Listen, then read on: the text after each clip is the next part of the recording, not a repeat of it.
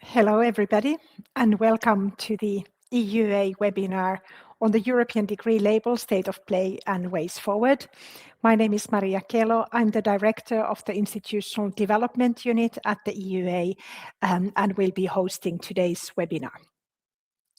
So we have really had a lot of interest in this webinar, so we'll see how many of the over 1,000 people who signed up for this event will join us in this hour. And thank you also for many of you who have submitted some questions on the European degree. We really see this is an important topic and where there are a lot of questions that wait for an answer. So we are happy to have that opportunity to at least answer some of those now. In order, just a bit of housekeeping before we really start, in order to join the conversation, you can use primarily the chat function. It's on your page. That's for greetings, any technical issues you might have, other remarks, if you want to share some kind of a link to a good practice or document you have on the topic. Any questions to the speakers should be posted under the Q&A so that we can more easily find it and they don't get lost in the chat. And then they will be passed forward through my colleague who is helping me in the background. You can also activate the closed captions from the bottom right of the video player. And finally, importantly, please note that this webinar is also recorded and will be made available afterwards. So you can watch it again later or also share it with some other colleagues later on. Now, to not waste too much time before we get to the event itself, I would like to explain briefly about the structure. We have divided the webinar into 3 parts. We start with what is the European degree label and how does it then connect also with the European degree proper, if you like. Second part, where are we now and what happens next in the path to the European or use of the European degree label, and then some kind of final reflections on the future. And in each of these sections, we will take some time for questions. Most of those, of course, you've already submitted, and we will be using those as a starting point. We have 3 different viewpoints today, if you like, among our speakers. We have Jan-Maël Bidot, a policy officer from the European Commission, who is, of course, representing the Commission, which is the initiator of the European degree label and the European degree, and has worked now on the guidelines for the award of the label, etc. We have Solange Bissard, who is Executive Director of the CTI Engineering Degree Commission in France, a quality assurance agency representative, so to say, who can share a little bit of what that might mean for the quality assurance agencies and for the institutions for the award of the label. And then Andries Verspeten, team leader and senior policy advisor from the Ghent University in Belgium, who will be telling or giving us the institutional perspective. So what do institutions want and need in relation to the European degree label, and how do they see it as part of their strategic educational offer eventually at this early stage, obviously, of the process. So that's from me for the introduction, and I would like to immediately start with the first section of our first round of questions, and I would like to invite Jan-Maël to join me.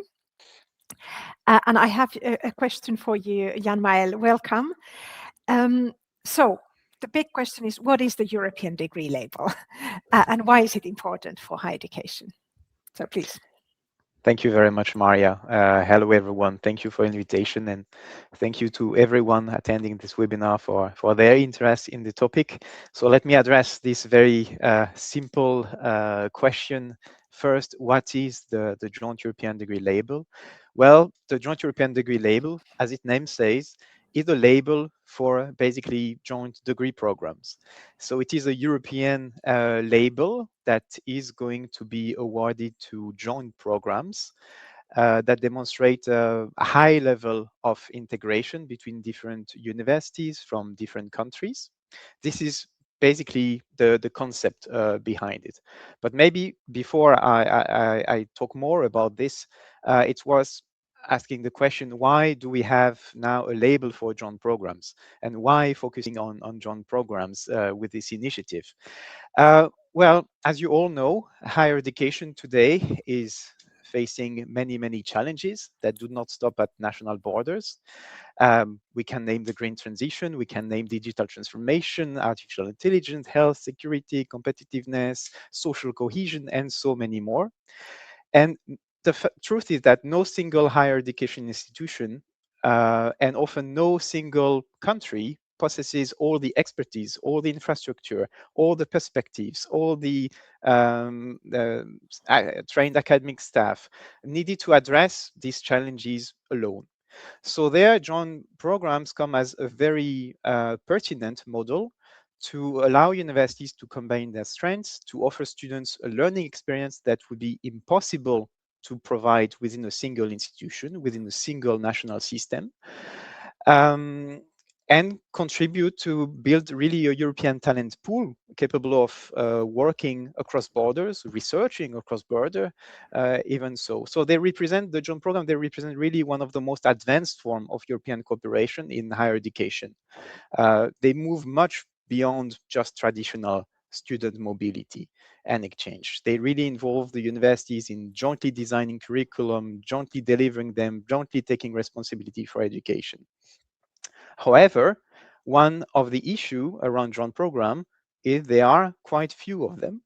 And when they exist, they are relatively invisible, especially for the outside world, for those that are not involved in the academic world, talking about employers, talking about students even. It's very hard for them to know what a joint program is, what is in there for them as a student, what does it mean in terms of competencies the student has acquired for an employer.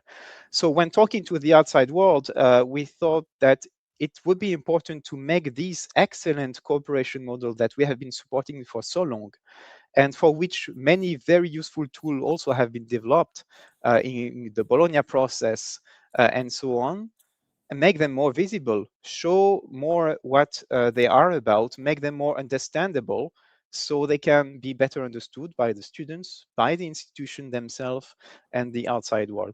The second value is the second reason why we're having this initiative and the added value of the label is the incentive, because this lack of visibility makes joint program harder to understand and harder to see, but they make them also harder to be taken into account where national legislation are being drafted, voted, deliberated, when institutional rules are being set and adopted.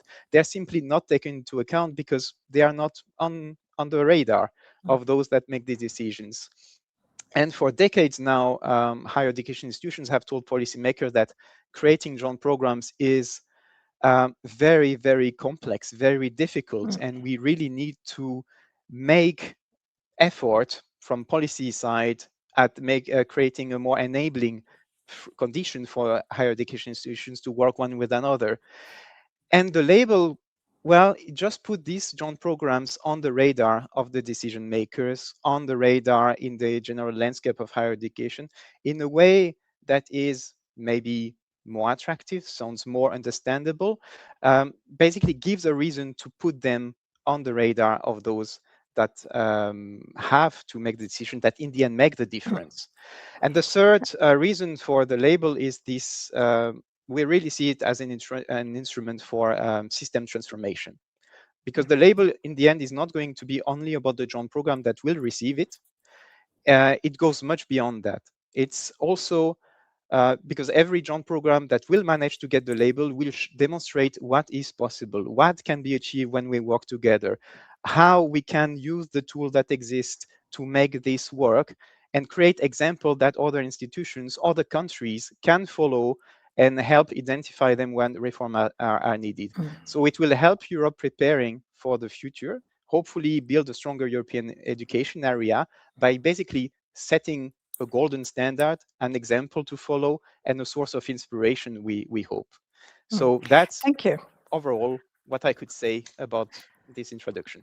Thank you, Jan-Mael. I have a follow-up question for you, which is, you talk about joint programs, and we more or less quite familiar with those. They can be very different also, but of course the European degree and European degree label has a set of criteria, so it has a certain characteristics. And what characteristics out of those that have been developed do you think are a little bit more new to institutions and programs? Where is there more adaptation to be done for a program that maybe already exists to acquire the European degree label? A very, very to the point question.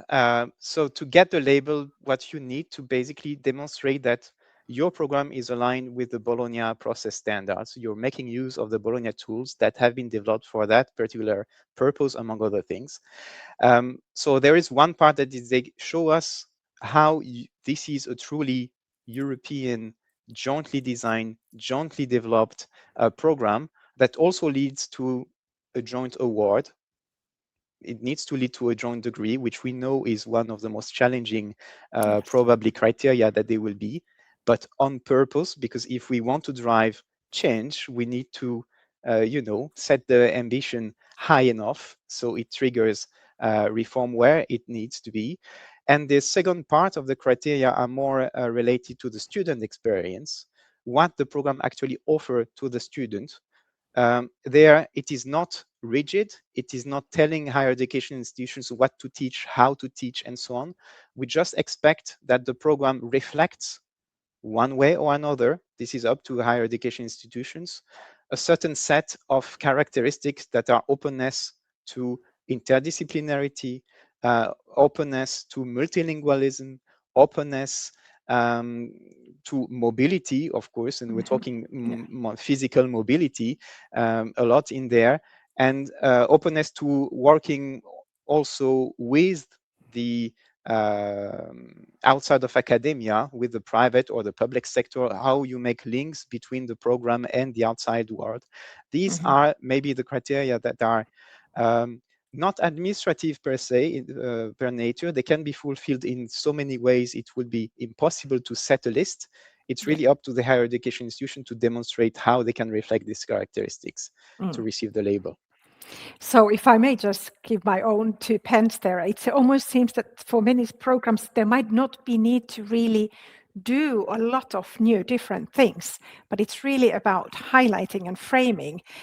Oh yes, indeed, we are doing something, but we never thought that that's one of the quality criteria in a way. Of course, some adjustments may also be needed, so it will be an interesting process. Thank you, Jan-Mael. I will obviously come back to you in a minute, but I would now like to pass to Andries Verspeten, who is our institutional representative, let's put it that way. So after that introduction and kind of the ambitions of the Commission, how do you see, as let's say from an institutional perspective, would you go for this? How much do you can't wait to get into this? How many labels do you want to have? What do you expect will happen once you have programs that have the European degree label? So something around those lines. Well, thank you very much, Maria, for allowing us to bring in some of our experience, both many years as an institution in the Erasmus Mundus action of the European Union, but also in recent years in the context of the European University Alliance, and especially by taking part in one of the pilot projects that fed into the development of this initiative in 23-24, the ED Lab project. Jan-Mael already referred to it. There is this observation that is widely shared in the sector that fully integrated joint programs remain very complex to set up, even more so if the aim is to achieve joint degrees. There is a wide variety of practice in our sector across systems, also within systems, and as a consequence, the setting up remains always a specific endeavor, and there is never really a full copy-paste of one joint program to another. There's a variety of reasons for this: regulatory, administrative obstacles. Bologna instruments have not been implemented everywhere at the same level. And there's also sometimes a lack of institutional capacity in terms of means and experience. Now, in 2019, the whole new momentum was created with the advent of the European University Alliance. And evidently, then you also get the question of enthusiastic rectors or coordinators we want to set up joint programs. How do we go about? What can we do to make this happen? And in spite of this experience, there is still these obstacles. So based on the Commission's expression of a very bold ambition, I would say, to create a European degree, talks started in 2020. And already then a label was being mentioned as a potential option to make things progress. And that has to be taken into consideration, I think, from the perspective of the fact that the EU has rather limited competences in education. So what kind of mechanisms can we bring in there? My personal thoughts there were at the beginning, like, ooh, another label, what will this bring? What will this change? Especially in contexts where joint degrees are actually already possible. But then again, you have to think that we are in an uneven situation at European level with very different implementations of Bologna instruments. So there, when these talks started, based on a first set of criteria for this label, dialogues were held with member states and representatives of joint programs. The experience was brought in, that is very important. And in the context of these pilot projects, when we realized that the European degree is not immediately around the corner, we considered that the label could be a very important intermediate instrument to create a level playing field across our European education area for joint programs, and importantly, to establish a common language, a common framework. And this is where we see that now a level of implementation is being reached that I think hitherto we have not really seen before. While we were subscribing to this ambition with a number of institutions, be they experienced in university alliances or in Erasmus Mundus, we did, however, voice some expectations.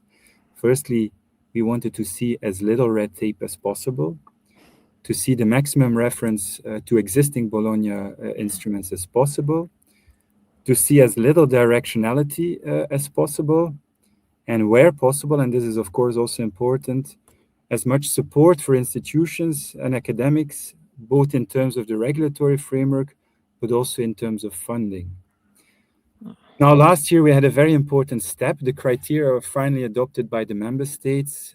You could think then, okay, let's get started. But then the question came, how do we bring this in practice? And for this now, work has been done in the past year among the member states on the basis of input of experts. And as far as we are informed, this guiding documentation has recently been approved. So we are very much looking forward now to the actual publication of this. Some member states have already shared this. And then we can finally get started and going and inform our institutions, our joint program coordinators that are willing to be candidate for this to be part of the test. Very good. Thank you very much. I have a little follow-up. Once the once the other institutions in the alliance and then the single programs want to go for the label, do you expect kind of a concrete added value compared to simply having a joint program? Or is it the other way around? Having the European degree will make it easier to have new joint programs. So which way around do you see that? There is definitely an interplay in this. I mean, we will have a rallying point. We know we have a common language. If we want to have a joint program, what are the standards that we actually try to achieve? And I think quite a number of programs will actually be able to do this. And we've been testing this also on the basis of course, of the draft criteria back then in the pilot phase. But there's, of course, also this important indirect incentive that is given for those systems or institutions that still are being confronted with contexts that are not so favorable, I would say, to joint programs, to actually adapt their regulatory context or administrative context so that their joint programs can be part of this. This is the indirect impact that we would also really like to see being impactful. First of all, of course, we need to get started with those joint programs that are meeting the criteria so that this is out there. And importantly, but maybe you will still ask for that later on, I think a very important element will be the promotion of these labeled programs towards students, but as Jan Miles also said, towards policymakers, what is this actually entailing and what are the successes of these programs? Thank you. And I think from EUA's perspective, one of the things that we really are grateful for in this whole discussion about the European degree and the label is that it does function as a reform promoter, if you like. If there is sufficient interest in the label from the institutions, then there is more pressure to countries or regulatory frameworks to be changed, and therefore making everybody's international collaboration a little bit easier, hopefully. So thank you very much, Andries. Of course, you will also come back to the stage later on, but now I would like to move to Solange Bissard, who is from Quality Assurance Agency, and will tell us a little bit about that perspective. So the question is, okay, this label, who owns it? Who will give it to whom? Under which conditions? How does it work? How long does it take? Where do we have to go? So Solange, for your 3 minutes, that's not so many questions to answer, is it? So many questions. Thank you, Maria, and thank you very much for the invitation. Good afternoon to all of you.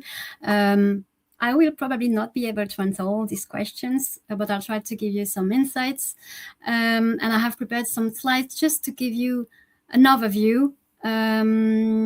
So one of the first questions is the expectation, regard the expectations about the European degree label. And I think the image of the target is quite a nice image. The launch of the European degree label has raised many discussions on the higher education and quality assurance landscape, national versus European context, self-accredited institutions, quality assurance agency, institutions.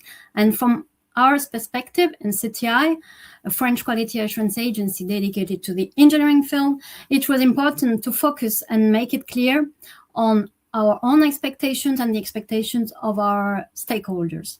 So if we try to keep in mind the targets, okay, the first one, the yellow one, is very limited, looks limited, and you mentioned it already as an introduction. Joint degrees, sometimes invisible, true, sometimes also difficult to be designed, but this is our starting point, and this is our main target.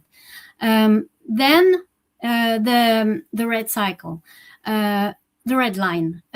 What kind of label is it? And I think this is already something that was also asked in terms of questions by the participant. Is it a quality assurance label? Is it a political label?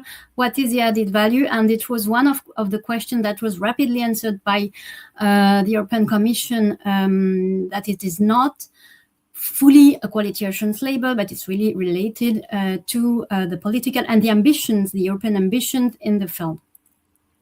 And we are quite lucky because there are some positive notes, the blue sky.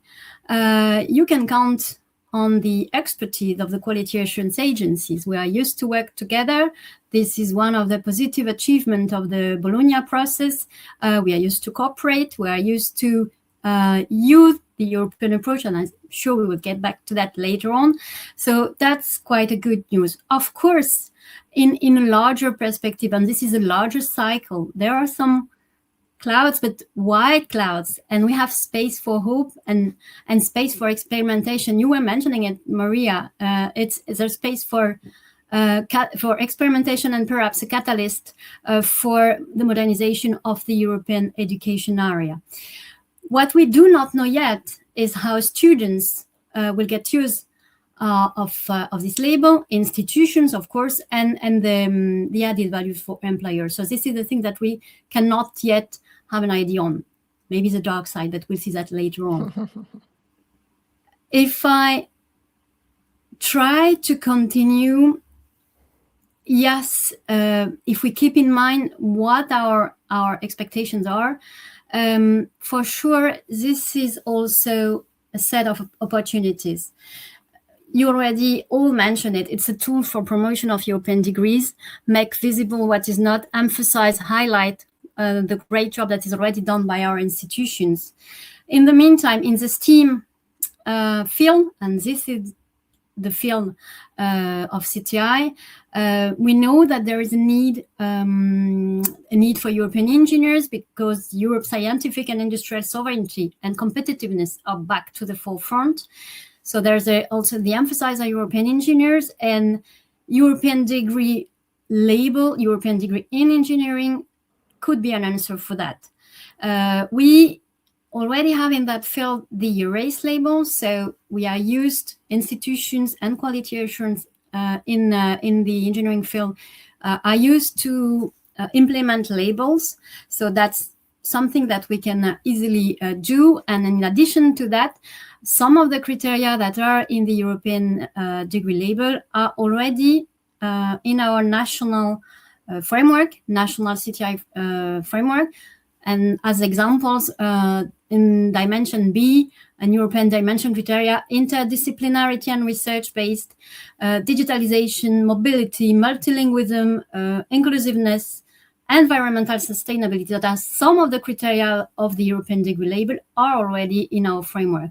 So you know the interest of France for the European initiative and the European degree, so that's no surprise that there was a political will in France, and there is really an interest from French institutions, from CTI, and from the French ministry. So I'll get later on the example that we have, but we are ready to try and to start the experimentation.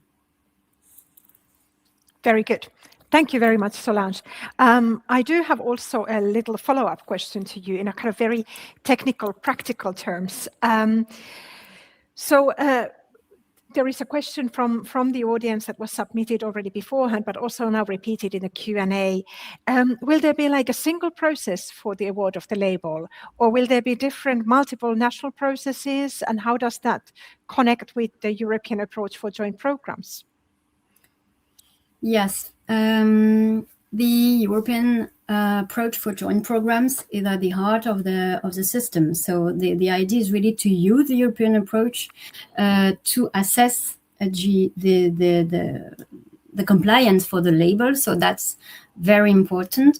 The idea, and this is the way we are using it now, is to use the European approach in addition to our national criteria, but it could also be that an institution requests from a quality assurance agency only the procedure for the European approach. So that's really based on the demand of the higher education institutions, but the use of the European approach is really a key milestone in the process. Thank you very much, Solange. Now, if I can have everybody on the screen, I have a question. I have several questions, obviously, but we will try to address them one at a time. Big question is, what's the connection between the European degree label and recognition? If there is a program with a European degree label, does that lead to some kind of more automatic recognition or facilitated recognition? So what's the benefit in terms of those types of procedures and obstacles? And or is the European degree label degrees recognized as any other degree? So maybe Jan-Mael, do you have something on that? Sure. So the label is not a legal tool, so it's definitely going to act as a quality signal, a visibility signal, but it's important to take into account what this signal is actually based on. If we're talking about the recognition of diploma, in the sense recognizing a diploma as valid in another country than in the one it was awarded in, the label basically states is a guarantee that the program respects all European standards in terms of quality assurance, talking about the ESGs. It's built on ECTS. It leads to the award of a degree that respects all the Bologna tools and principles. So it can definitely be used as a way to ease the recognition process, because if you see this label, it means it was accredited or evaluated as being fully compliant with all the Bologna process tools. So it can definitely be help for this kind of recognition. And then there's another element, which is recognition to the outside world, to those that have no clue what the ESGs are, have no clue what ECTS even are, apart from being a vague memory from the past, from their study time. And these people that are looking for people to employ, that are looking basically at it from a different perspective, and who have no clue what a joint program is, and have no clue what European standard exists, this is a signal for them to know, to understand better that this means this student has been in different countries, exposed to different cultures, work with peers from different countries. He is ready. This person is ready to work across border. He is probably multilingual. He's probably very open-minded. He's probably very qualified, not only with a hard skill certified by the degree, but with soft skills that he has developed through this experience, because we know that students that undertake this kind of program develop these skills. So it's also a quality recognition signal for the world outside of academia. And just then another one that came up in the chat and in the pre-submitted questions. Why joint degree? Because a lot of joint programs are very good. They meet all the criteria as such. It's just this kind of technical obstacle of having a joint degree, and it's not possible in all countries at the moment. So you hinted to that already, Jan-Mael, but maybe you can repeat that or add something to what you said earlier, just to be clear. Well, you said something very important. It's not possible everywhere. Why? Why it is not possible everywhere? It should be possible for over 20 years and more now.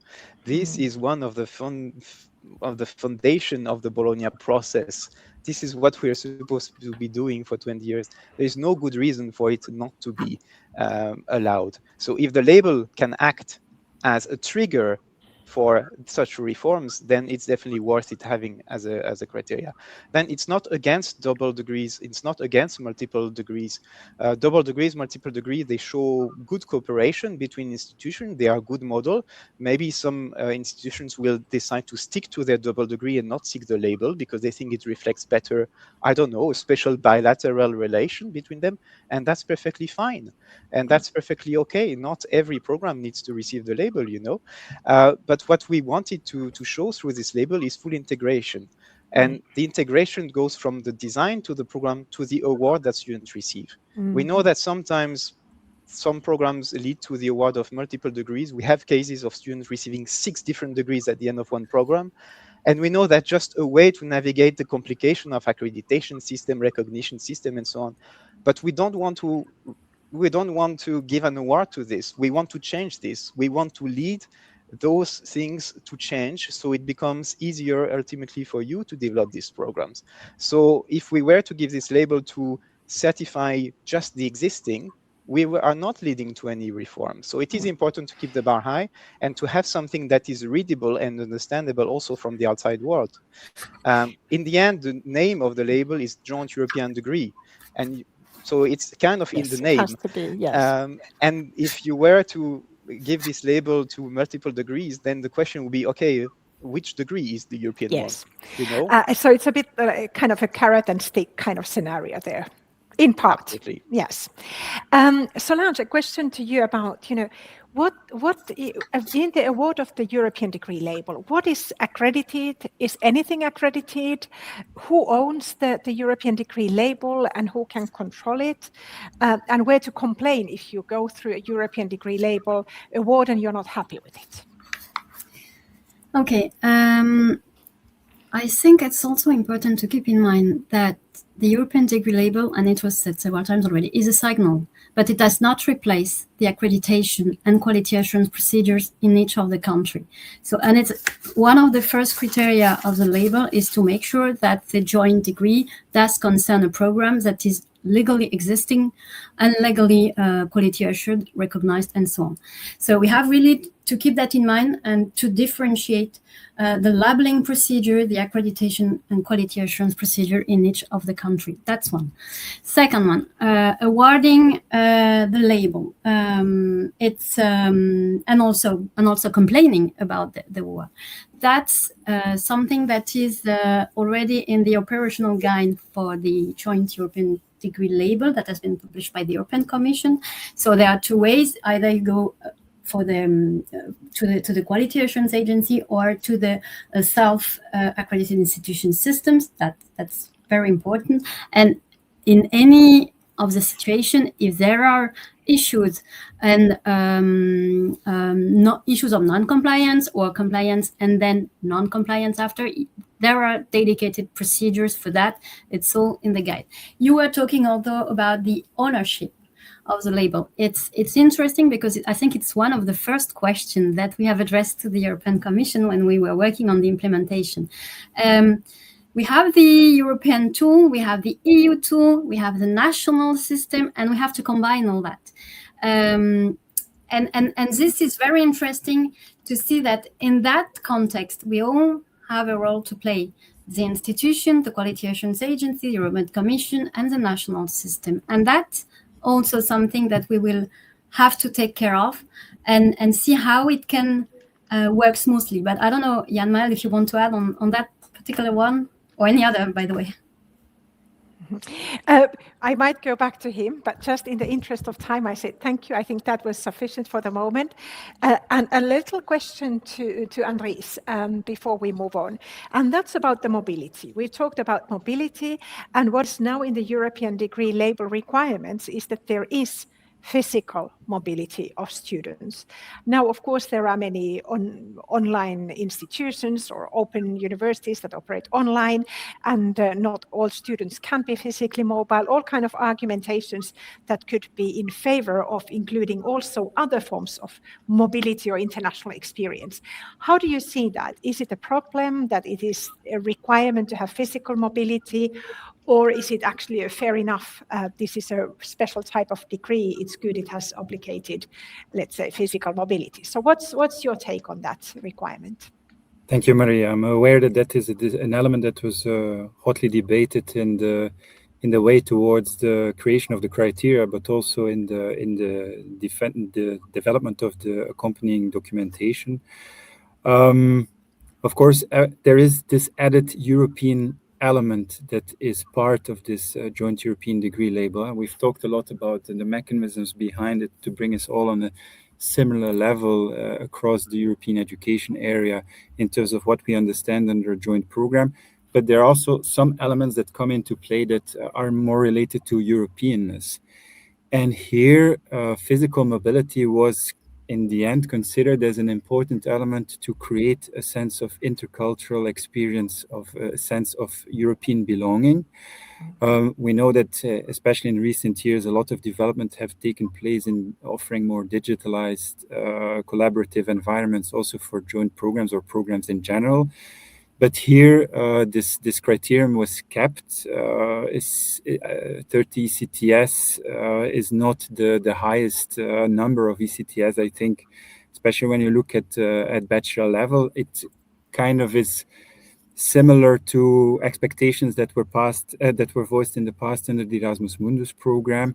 So we are kind of aligned with some kind of consensus or tradition that came through current experience in joint programs that have been supported by the European Union. That brings me to the question, though, what is the mechanism that will be foreseen for reviewing some of the criteria in the future? Are these completely set in stone or not? I think things evolve, and we will need to see how in the future maybe some of these criteria can be reconsidered.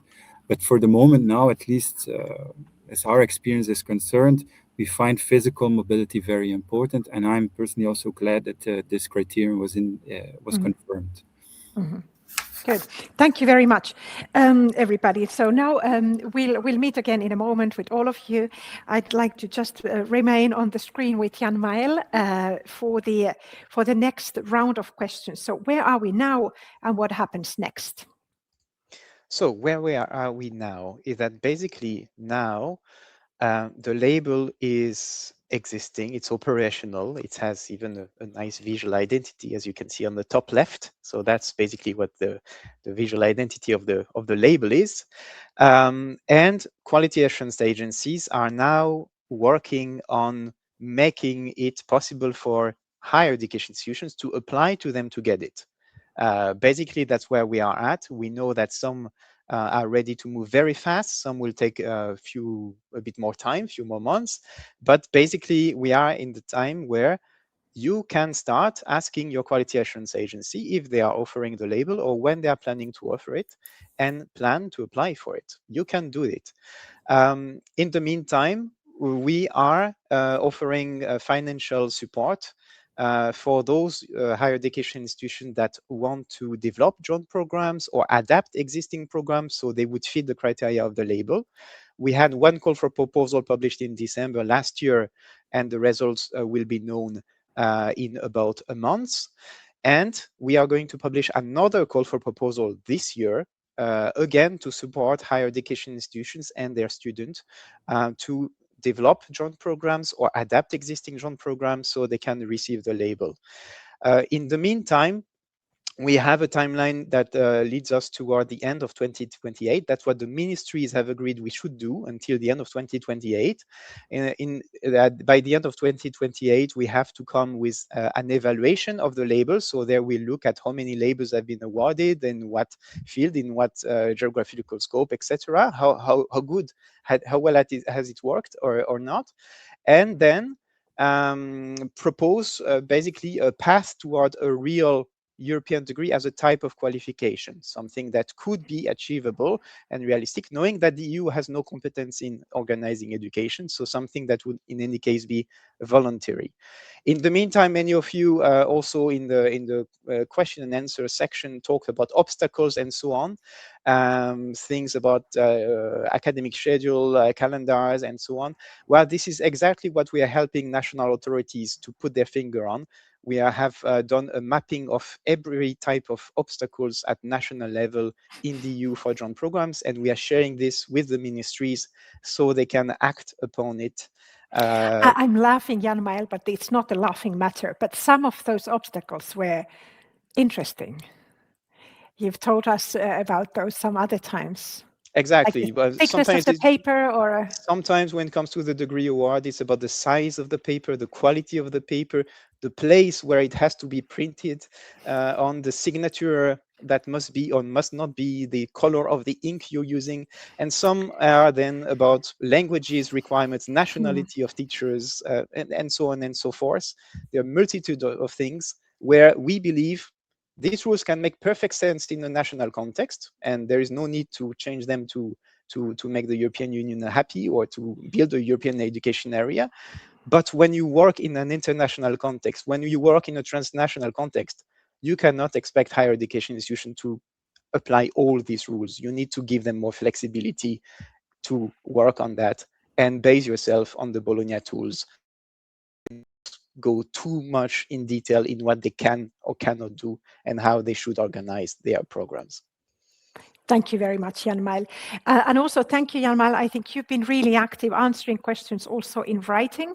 So in case your question has not been answered in voice, please do go and have a look at the Q&A section and go to answered questions, because there you can find then the written answers. So thank you very much, Jan-Mael. Andres, I'll call you on the stage next. What would you expect as an institution from the next steps? What do you need now to be able to start going for it?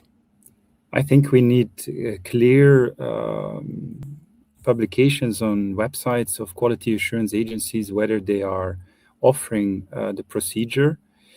Coming with that, of course, also clarity on the pricing of this process, because this will both come with a cost, both in terms of price, but also in terms of work. So institutions need to be able to make informed choices. So we really need to have a good overview and be able to make the relevant choice for that joint program that would require or would want to acquire the label, to which quality assurance it turns best. So really there to get clarity on this. Mm-hmm. In the meantime, I think it is also up to us in institutional roles to provide information to our joint program coordinators. In our case at Ghent University, we have been doing that towards our joint program coordinators.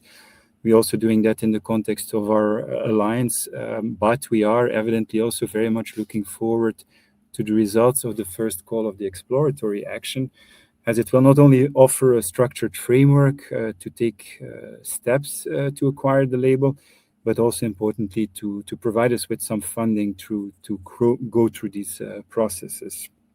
Mm-hmm. And apart from that, of course, we are very much looking forward to adaptations made in the systems where this is still relevant, so that those partner institutions where joint programs and joint degrees are still complicated to set up, that measures are being taken. And there again, also, we are looking forward to the potential results of the pathway projects, which involved member states and quality assurance agencies. Very good. Thank you very much. Solange, for the quality assurance element, what happens next? When can you start awarding the label? How does it happen?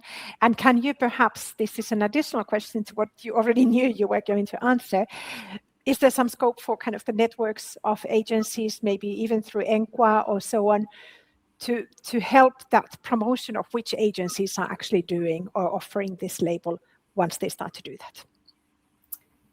Okay. It was new for institutions, it was new for national authorities, but it was also new for quality assurance agencies. So we had to adapt. And as I mentioned it, good news is that we are used to implement the European approach and to work together. So that's great. The picture was perhaps a bit blurred at the very beginning. Now we got the rules of the game, and it's nothing pejorative with work gaming. That's really in terms of strategies. Perhaps some institutions will be very interested in requesting the label, perhaps some others not at all. So that's really based on their own decision. And I see the role of at least my agency as to combine the institution that would request for it, promote the label, of course, but really stand next to them. So this is the way we are working. We are learning by doing, just as you are, and that's very important. As I mentioned it already, we have to engage with national and European set of criteria. So the objective, the added value, and the way of evaluating is a bit different, meaning that the introduction of the European degree label is also changing the role of the quality assurance agencies. I hope it will reinforce their roles, getting closer to the institution, maybe also a better perception as a gatekeeper rather than a bad cop. So maybe at the end, we get to a bigger interest and reinforce trust between the actors. And one of the tools for trust that we have is the European approach. We've mentioned it several times, that that's very important maybe for all the participants, that we have one single procedure that is implemented. It can replace the national ones. Sometimes it's true, I read it in the question and answer, there are some additional criteria that are requested by national authorities, but in our game, it's very clear that we have a set of criteria for the European degree label. Some of them are already in the European approach, some are additional to the European approach, and there is a very nice table in the guide that explain which criteria are filled with the European approach or not. So we are now in kind of new approaches for evaluation, and we had to adapt, as I mentioned it. So this is the way we did it at CTI. We have started, meaning that we already have a procedure that is running for the delivery, the awarding of the European degree labels. So we are we have worked, I would say, even before the publication of the guide with the institution that were willing to get the European degree label very soon. We had to adapt our guides, processes, and so on. So you see the example of our framework. So it's our French framework, and you see different blocks and colors. So we have added to the national framework the criteria of the European degree label and the ones of the European approach to explain the institution how to proceed and how to be compliant with the requirements of the European degree label. So our guidelines were drafted before the guide was officially published by the European Commission. So that's why you see the mention.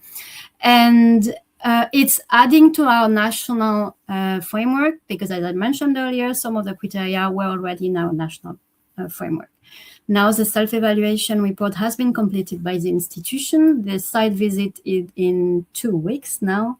So the expert training will be before that, and we expect the decision for November. So that's an example that we are already working on it. Some institutions, some quality assurance agencies are already there. And yes, I do confirm that we are also discussing between quality assurance agencies in different networks, ECA network, ENQA networks, but of course we all have bilateral or multilateral discussions with our colleagues. So it's already there. Yes, good. Good, thank you. And I think there is clearly a need to, and I think there is a role for EUA to play, to have a bit more hands-on information session on we had a lot of questions about the self-accrediting institutions. So just a kind of half promise. I don't know if I'm authorized to make that promise, but clearly EUA, I think would make sense for us to organize another webinar in another moment where we really discuss the process for the self-accrediting institutions toward the label. So that will be for next time. Now, the final round of questions, which is a couple of sentences each, I would like to say. So what happens in the future, but really in the bigger picture? What will determine whether this will be a success, and who is responsible for making it a success? Who is responsible for addressing the remaining challenges, not being able to award a joint degree, or the mobility challenges, etc.? And when and if we will have the full European degree, or any other final remarks that you would like to make. So whoever feels courageous can go first. I can go first. Good, Jan-Mael. So the success of the initiative in the end is not going to depend on the number of labels that will be awarded. I think the success of the initiative will be more what will be the impact of the initiative on the overall landscape when it comes to joint program, joint degrees, and educational offer in general. If the joint European degree label helps to change behavior, reduces barrier, its impact will be much greater than just the number of programs that will carry the label, and the benefit will be wider than just the program that benefited from the label. And another indicator of success would be when we will be moving from the phase, how do we do to get the label, to more when we'll have institutions thinking about creating a program and using the label as a reference point, as a starting point, maybe as a roadmap to develop their own program, to know, yes, I need to take this into account, I need to take this into account as well, to act as a sort of guide for them to know where to start, to know where to go, and eventually get a nice recognition for them that would reward their intense work. So who is responsible for that? All of us. All of us is responsible. European Commission, national authorities, higher education institutions, practitioners. We all have something to do. We all have a role to play in addressing the barriers, in talking about the added value of these programs, in making them more visible, in communicating about them. And when we'll have the real European degree, well, that's not up to me. As I said, we're expecting to make a proposal by the end of 2028, so in 2 years' time. Then when it will be taken up by the countries, the ministries who are the only one who can decide on this, it's more in their hands. We could expect it the year after, 2029, and then implementation will always be voluntary. So yes, it's something that will take a bit more time. Yes, very good. So we'll enjoy the label in the meantime. Solange, what would you like to say as a kind of last visionary comment? Thank you. Of course, we have no crystal ball, and it's difficult to know now what will be the reactions from the institutions, the students, job market representatives, and so on. We are at the starting point, and we all can already measure, I would say, some indicators of success. It was a good thing that we were able to discuss at national and European level. And Jan-Mael, you mentioned we are all concerned, and I fully agree with that. National authorities, quality assurance agencies, students, higher education institutions, and it has already started, and it's a good signal. So that's great. Using also the European degree label as a driver for more ambitious issues, such as the European degree, but also such as the values, the identity, the competitiveness of Europe is also a good signal. Yes, there are remaining challenges perhaps, but it would be great if we could also try to keep it simple, avoid bureaucracy or political issues, and be able to keep our lines between national and European challenges. So I just think that there are some key words or key elements for success. The first one is dialogue, and I think we all mentioned it. To be efficient, to be simple, and to make it work, we need to be close to our institution. Speaking from a quality assurance agency's perspective, so dialogue, sit at the same table and see how we can make it. Added value, so make sure that we can touch it, we can see it, we can promote it, and of course be useful, respond to the need of the institutions, respond to their strategies, and not have a really top-down approach that would miss the objectives of this kind of policy. Thank you very much, Solange. Andries, what would you say to other university people in this webinar? Should they go for the label, and why should they go for it, if that's your advice? I think they should go for it if they feel that they are working on a joint program that is very integrated nature. Then I think there is definitely an added value in obtaining the label and showing that you achieve this level of integration. And then, of course, a very strong incentive that will come with this is the promotion that will be made around these programs. So really looking forward in which forms this will take, because that will be an important incentive. In the meantime, we also already see indirect impact even before some of the first programs have been labeled. We know that some changes while discussions were ongoing towards the development of the label, that some countries already adapted their legislation to facilitate, for instance, the awarding of joint degree, or to adapt their quality assurance system so that at least the European approach could be fully applied as it was meant originally. So that's already an indirect impact that we see for this time being on a systemic level. And I think that's also an important measure of success.